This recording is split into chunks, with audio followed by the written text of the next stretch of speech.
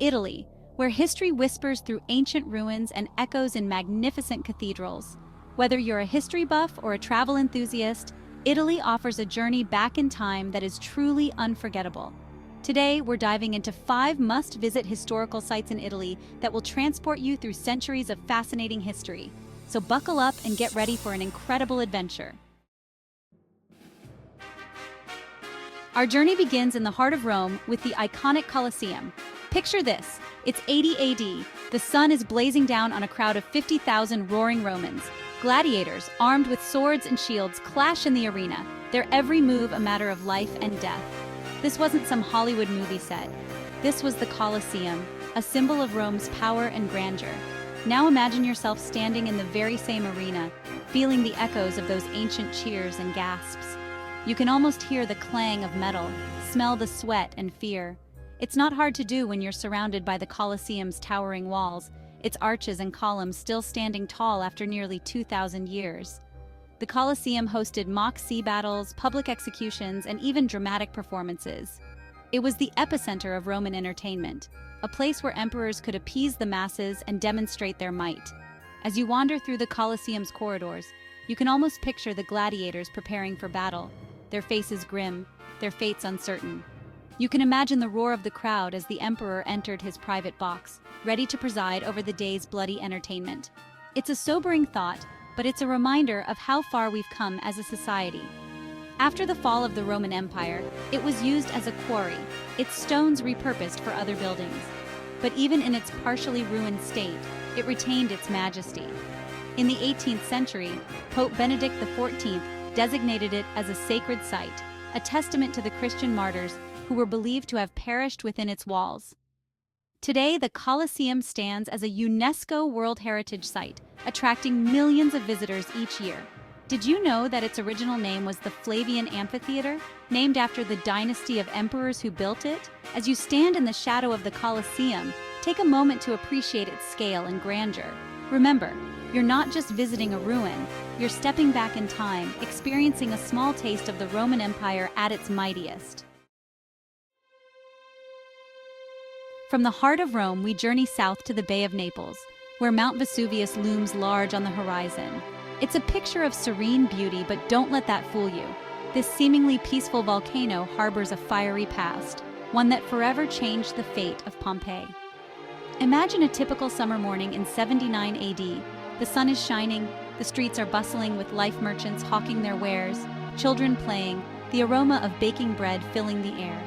Life in Pompeii, a thriving Roman city, was good, but little did its inhabitants know that their world was about to be turned upside down.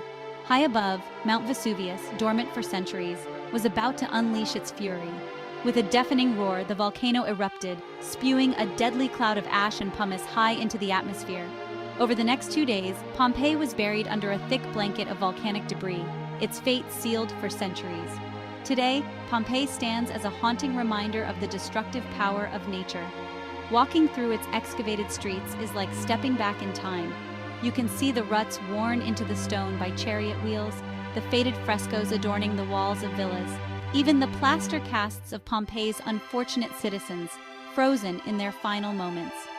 Step inside a baker's shop, and you can almost smell the bread that was baking in the oven on that fateful day. One of the most poignant sights in Pompeii is the Garden of the Fugitives, where a group of 13 people sought refuge from the eruption, only to be overcome by the deadly pyroclastic flow. But Pompeii is more than just a tragedy. It's a time capsule, offering us an unparalleled glimpse into the daily life of a Roman city in the 1st century AD. As you wander through Pompeii's eerily silent streets, take a moment to reflect on the fragility of life and the enduring power of the human spirit. Chapter 3: The Leaning Tower of Pisa, a monument to miscalculation. From the ancient ruins of Pompeii, we travel north to Tuscany, a region renowned for its rolling hills, vineyards, and of course, the Leaning Tower of Pisa. Now I know what you're thinking. A leaning tower?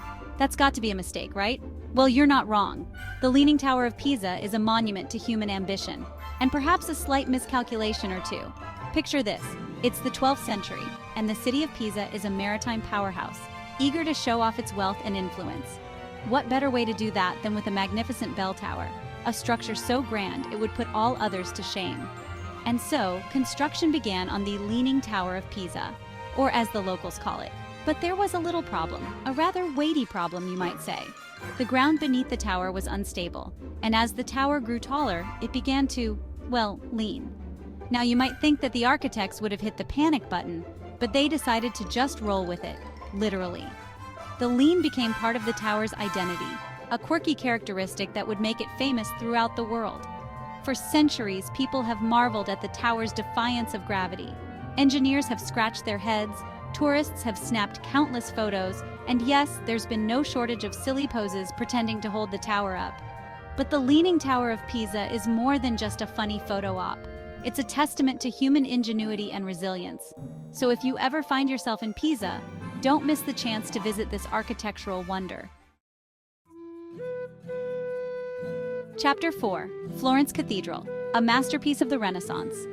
From Pisa, we journey to the heart of Tuscany, to the magnificent city of Florence, the birthplace of the Renaissance.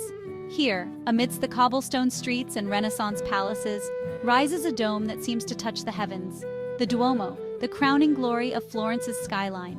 Now imagine yourself standing in the Piazza del Duomo, your gaze drawn upwards to this architectural marvel. The sheer scale of the dome is breathtaking, its terracotta tiles shimmering under the Tuscan sun.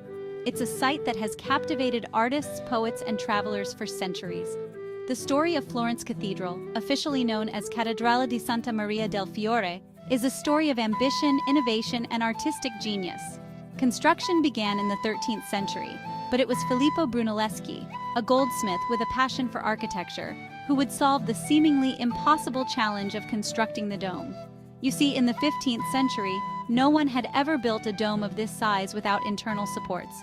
But Brunelleschi, with his keen understanding of geometry and engineering, devised a revolutionary solution, a double-shelled dome with a system of ribs and hoops that would distribute the weight evenly.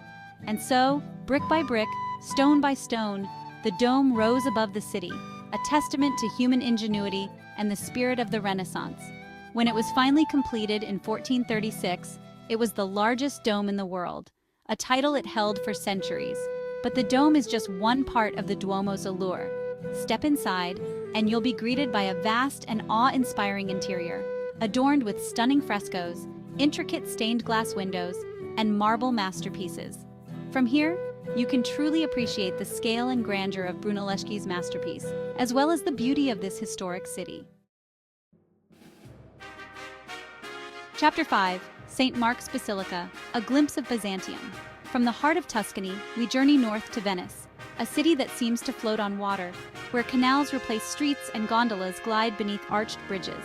In the heart of Venice stands St. Mark's Basilica, a shimmering testament to Venice's opulent past. Imagine this. It's the 11th century, and Venice is at the height of its power, controlling trade routes across the Mediterranean. Construction began on St. Mark's Basilica, a masterpiece of Byzantine architecture, adorned with mosaics, domes, and precious marbles. It was a statement to the world. Venice was a force to be reckoned with, a city of both spiritual and worldly wealth. Step inside St. Mark's and you'll be greeted by a dazzling display of gold and color. Thousands of square feet of mosaics depicting scenes from the Bible and the lives of saints adorn the walls and ceilings. The Pala d'Oro, a magnificent altarpiece of gold, enamel, and precious stones, shimmers behind the high altar. But St. Mark's is more than just a pretty face. It's a repository of history, a treasure chest of art and relics. Legend has it that the basilica houses the relics of St. Mark himself, smuggled out of Alexandria by Venetian merchants. Whether the legend is true or not, the relics became a symbol of Venice's power and its special connection to the divine. And don't miss the chance to climb to the top of the basilica's loggia for breathtaking views of St. Mark's Square and the Doge's Palace. So, if you ever find yourself in Venice, don't miss the chance to visit this architectural wonder. Marvel at its tilt, ponder the engineering challenges it presented, and maybe even strike a pose or two. These 5 sites are just a glimpse into Italy's rich tapestry of history and culture. Each one tells a story that transcends time, inviting us to explore and understand the past. If you're planning a trip to Italy, make sure these destinations are on your list. And if you're just dreaming for now, let these wonders inspire your next adventure. Don't forget to like, subscribe, and hit the notification bell for more incredible journeys through history. Until next time, ciao.